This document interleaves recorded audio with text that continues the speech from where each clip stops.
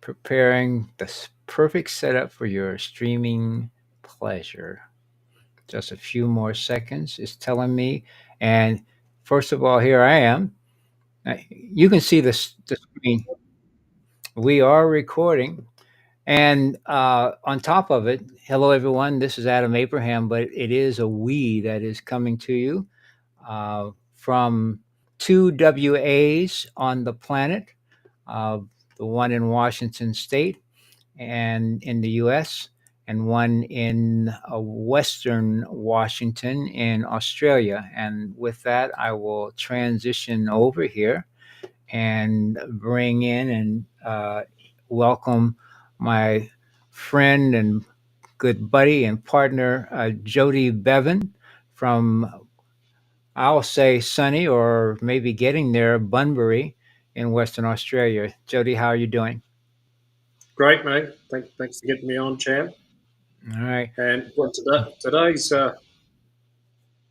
call was put together because we thought this was worth sharing about a couple of the installations that we've got with a local municipality or council or shire, as they're known here in Australia.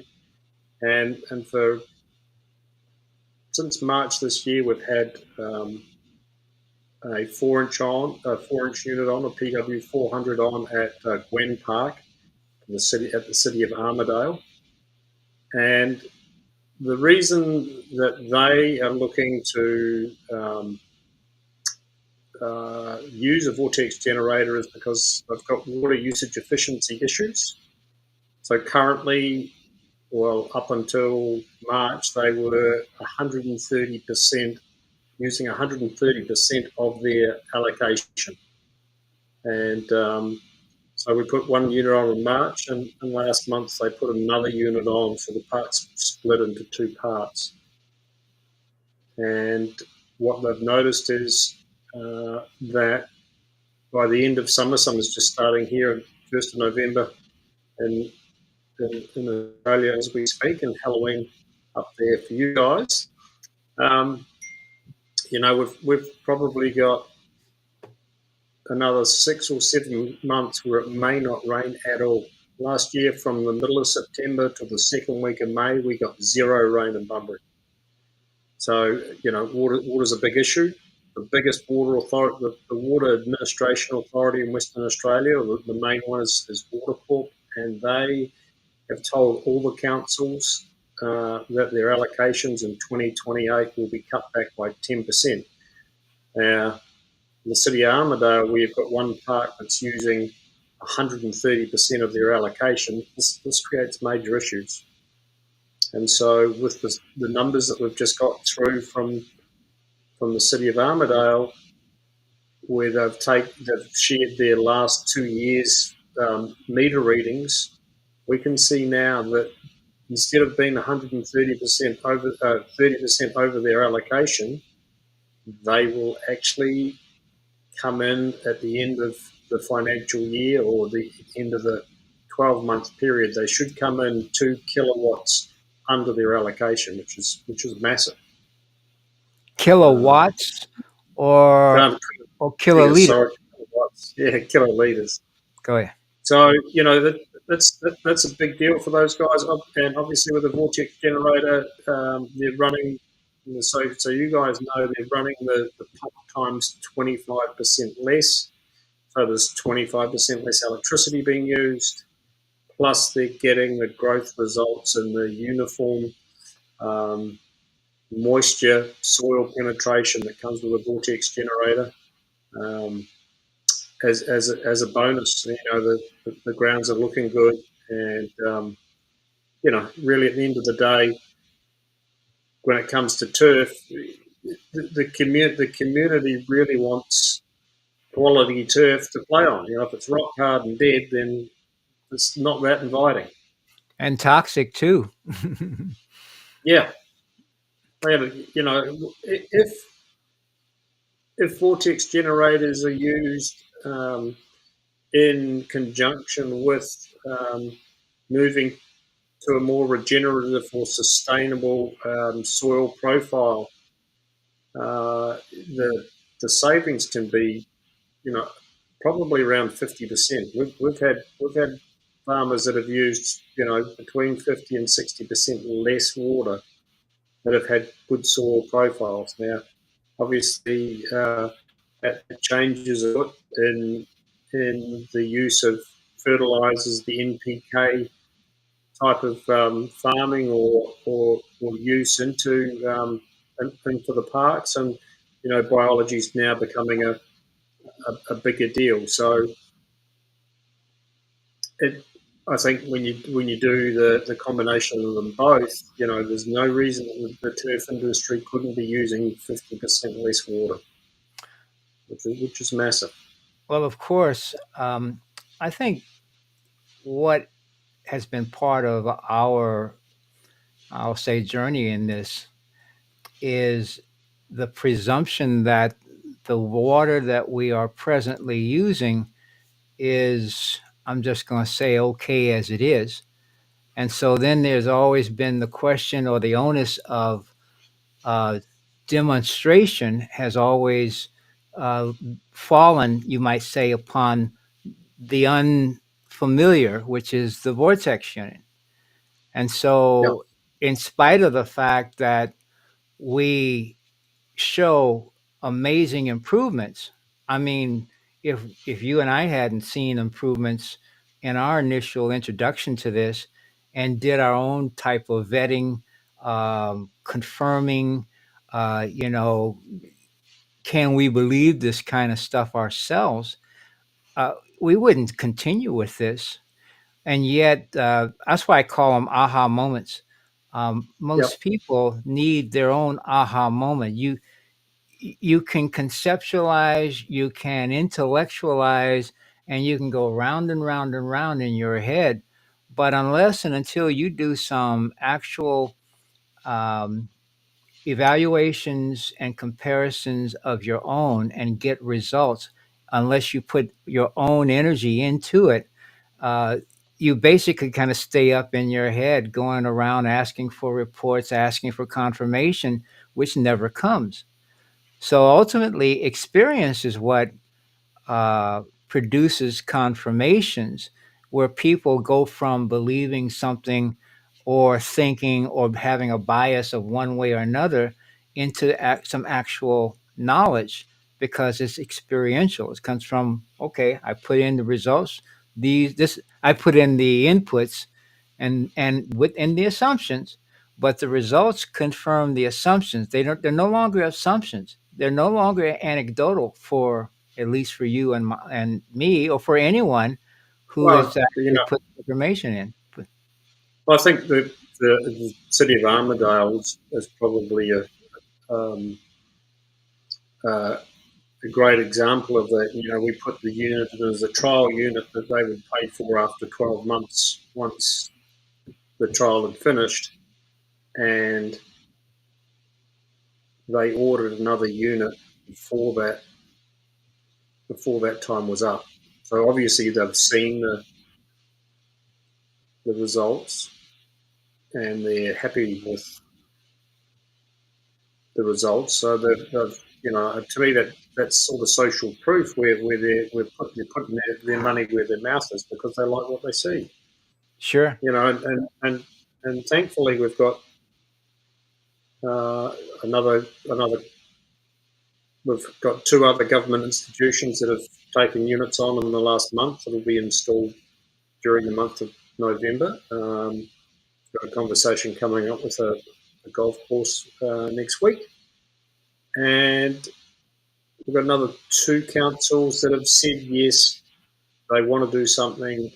They they're just working out the logistics of where, who, how, and why. So that'll be five different government um, entities or organisations that have you know adopted the technology either to trial or have started implementing. So Did I you think say a that's golf great. course too? Yeah, next week I'll be at Mount Lawley Golf Course. They're interested in looking at the technology and what it can do, and based on You know, we've been there once already, but based on the conversations that we've had, they can see the benefits in implementing it into their um, irrigation regime. You know, one other thing that we tend to, or I've seen, and I'm sure you have over the years, and that is where someone asks you, okay, they're in wherever part of the world they're in, and so they want to get something. Well, has anyone done this like in my neighborhood, or in my state, or within my region, or whatever? And so there is kind of a presumption of that localization somehow enhances um, confirmations, so to speak. Localization equates to greater confirmation. And Yeah, uh, I just like to remind people, first of all, of water's uh, ubiquity. That basically means it's everywhere. It's not virtually everywhere. Water is everywhere. And the state of water, water interacts with everything. Okay, so we tend to want to break it down. Well, okay, if it works for my animals, but maybe not for me, or maybe not for my plants or something like that, or my fish or something like that. These are assumptions or presumptions that people make, but unless and until the water itself that we interact with is in a functional state, we think of in terms of purity or cleanliness. We use some somewhat nebulous terms associated with our waters, but ultimately it's more. I'm just going to say it's more important that function, that water is actually able to do what it does, so to speak, because it carries information, it carries nutrients, and it also does a certain amount of work within the system, because we have essentially an ocean within our bodies, and the condition of the water, the state of the water in that ocean, the environmental properties associated with it have a very, very important effect on everything that is within it. And so yeah. while we think I start talking about localization and in terms of geography, but the real point of it is the function within our local ocean, I guess I would say. And this is where vortexing brings on and creates a stable, higher state and of orchestrated motion, which enhances its function. And in so doing, it enhances everything else that connects to it. And that's actually all forms of life. I'm talking microbial, you could say to macrobial. All are impacted by the state of and the motion state of the water that we use. The energy level, just like us, you can do more work when you've got more energy. Water's no different. Well, that is true, uh, and it's true on a actually a very profound level as well. Water that is in a coherent motion state. So we can talk in terms of high motion, high or low motion, so to speak, but it's really not that. A clock, I like to say sometimes, is right at least twice a day. Okay. That is, unless you use military time. Okay. Then it's only once, even there. Okay. But it is right, even with that. Today, I took a picture of some strawberries this morning, we took it out the freezer and put them in a bowl, and they were sitting there with frosted, so to speak, because they were still frozen. Maybe an hour later, I took another picture, and you could see that color had changed. You could see that some reflectivity had changed, etc. And maybe an hour or so later, they weren't frozen anymore, and there's a They were different. And so all during that time, they looked like they were sitting still, but all during that time, they were in motion. Motion is happening all the time. Even what we call stagnant water is in motion. And this is how and when you can have what's called solids in the water. At one point in time, you don't even notice that they're there. They are so well distributed and so uniform that we don't see them. Okay, they are non-refractive, I guess you might say. We wouldn't detect them. But over time, based on the energy state of the water itself, and also based on the coherent state, the solids that are there, the elements that are there, they start coming together, little by little coming together. And the term for that is agglomeration. There's probably some other terms as well, but that's the one that shows up for me. And so they You mean begin. scale? Well, once we perceive them, because they start moving out of, it's not that they're out of suspension, they're out of, I'm going to say, dissolution, to the point they were small, but they keep coming together and coming together because they are like attracts like. And what happens as that happens, they start to grow. And so there is where the solids begin to happen. That's what your present water, that's as it is right now. That's what it does without thinking about it, without you doing anything differently about your water. And so what happens, some people put on what they call softeners, because when those pieces come together and they keep growing and growing and growing, well, they become problematic, and they become, now they're called solids. And depending on their size, they can create some havoc. Some of them can, in fact, fall out of suspension in the water itself, and they just drop onto the pipes, on the inside of the pipes. That's Yeah, where we call scale. So yeah, and it'll, that's another a great point for the irrigation industry, especially in really hard water areas like Western Australia, where the total dissolved solids are anywhere from 400 to 800 parts per million. The longevity of the equipment is um, dependent on that scale build up. And if the scale is building up because the water's in a low energy state, then your cost of servicing and maintenance becomes far more. yes. And that actually, Jody is mentioning irrigation farming, but the phenomena will happen when the energy state is as we're describing it, which is the condition for the vast majority of people who are using water for different applications.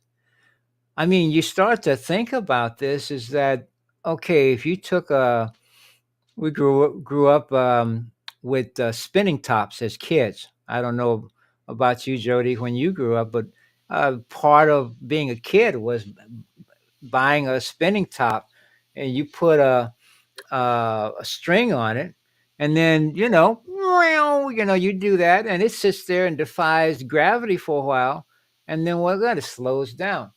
So and then when it's the motion is low enough, it falls over.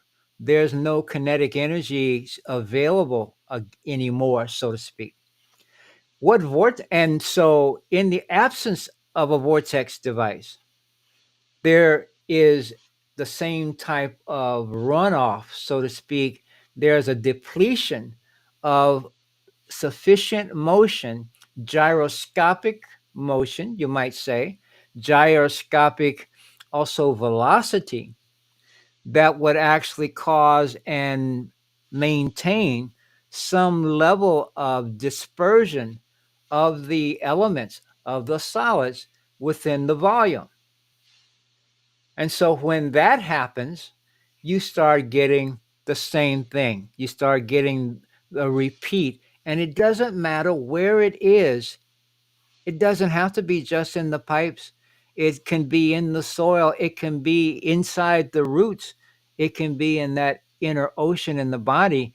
And it can also be within the rivers and streams of the arteries and veins, the streams and tributaries and rivers that are inside our systems. And so actually the simple, I'm talking profoundly simple act of in, in introducing a way to establish and maintain a higher and a stable motion state and a coherent state within the water has profound implications.